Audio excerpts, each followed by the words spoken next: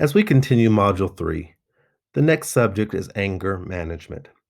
While this is easier said than done, it must be done to prevent irreparable damage. As educators, we have to practice consistent anger management techniques to effectively address challenging behavioral problems in our schools. The ultimate goal of anger management is to learn how to control your reactions when disruptive students increase your frustration and anger levels. The next several slides provide some strategies to help you remain in control during the anger cycle. When faced with a challenging student behavior situation, you could count 20 before you respond, manage your negative thoughts with positive thinking, and consider the facts of the situation so that you can calm your anger reactions. More than likely, you will determine that it is unproductive to respond with anger.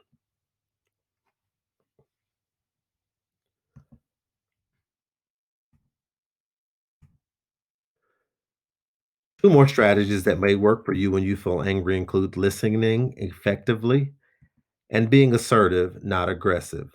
When you become aggressive, you're only focused on winning. These strategies take practice and should become habits that we incorporate into our personal and professional lives. The more you practice, the more it will become second nature to respond with a controlled behavior.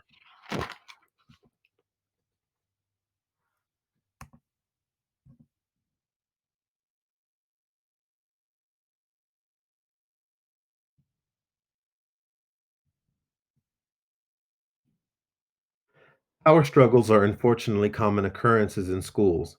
It is important to identify strategies to de escalate and disengage challenging student behavior. What is the difference between de escalating behavior and disengaging behavior? To de escalate is to reduce the level of intensity, to disengage is to withdraw or to release. Let's start with how do we de escalate. The most important objective for a teacher when faced with a defiant or violent behavior from a student is to remain calm and quickly assess the situation to determine if de-escalation is possible or, or immediate assistance is needed. Keeping the student calm is another important objective to achieve during disruptive behavioral incidents.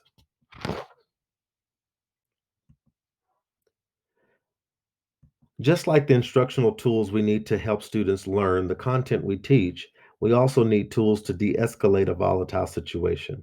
Here are a few suggestions that may help you. Avoid questioning the student. Some teachers force students to explain their behavior.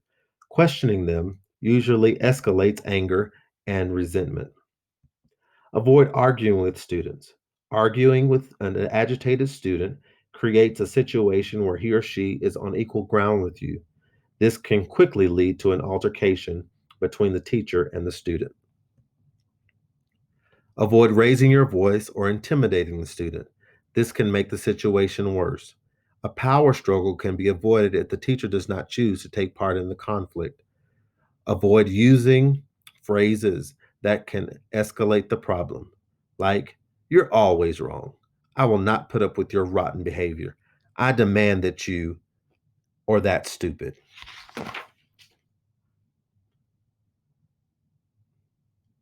These strategies are intended to be used as an alternative method to help increase teachers' ability to respond efficiently and effectively when students exhibit varying emotional and disruptive behavioral outbursts.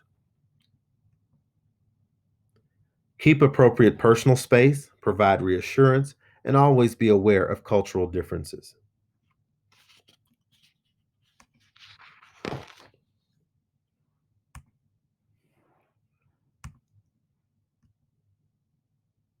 An important step in averting a power struggle between a teacher and a student is to utilize disengaging tactics. These type of tactics provide a teacher with the ability to remain calm and confident in diffusing disruptive incidents. Remember what we said disengage means. It means to withdraw or to release to stop the behavior.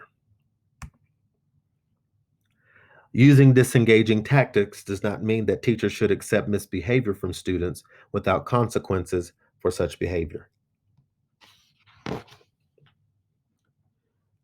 Strategies to disengage include keeping a cool under pressure to avoid a behavioral power struggle, responding to an angry or hostile student in a neutral and calm tone, and keeping dialogue brief when answering the non-compliant student, and using non-confrontational words that will not bait the student's reaction.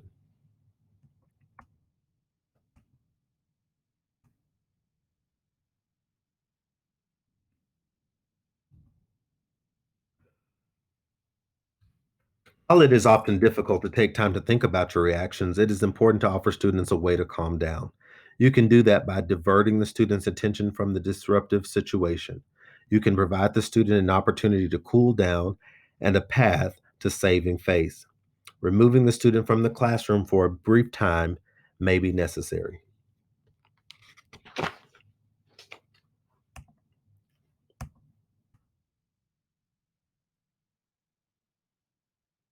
It is important to note that the type of disruptive behavior, most importantly, ask yourself if the situation poses a safety risk to you or your students.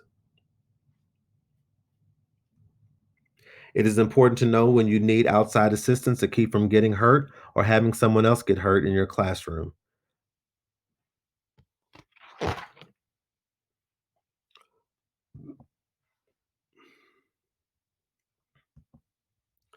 These are consequences to all behavior. Depending on the behavior, it can result in a positive or negative consequence. When teachers lose control of their emotions or anger, there can be various serious consequences. Chapter 249.3 of the Texas Administrative Code defines abuse. Abuse includes the following acts or omissions: mental or emotional injury to a student, causing a situation in which the student sustains a mental or emotional injury, physical injury, and sexual conduct. The code not only defines abuse, but also provides information on possible sanctions. In addition to these sanctions from SBEC, there's always the possibility of termination, the filing of a lawsuit, or even criminal repercussions. A recent interactive survey revealed that 82% of teachers and 77% of principals say the current legal climate has changed the way they work. The impact of our daily interactions with students are far reaching. The following quote says it all. I've come to the frightening conclusion that I am the decisive element in the classroom. It's my personal approach that creates the climate. It's my daily mood that makes the weather. As a teacher, I possess tremendous power to make a child's life miserable or joyous. I can be a tool of torture or an instrument of inspiration. I can humiliate or humor, hurt or heal. In all situations, it is my response that decides whether a crisis will be escalated or de escalated and a child humanized or dehumanized.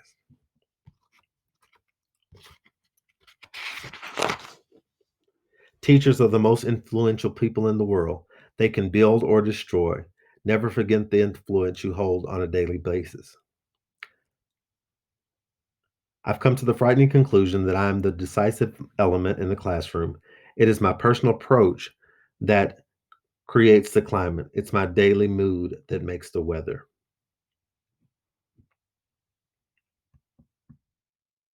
It's time to apply what we have learned. Please complete the performance task for this module, the detailed instructions as well. Be sure to write your reflection on your own paper. If you have any questions on the information that's been provided in this session, please contact your HR director.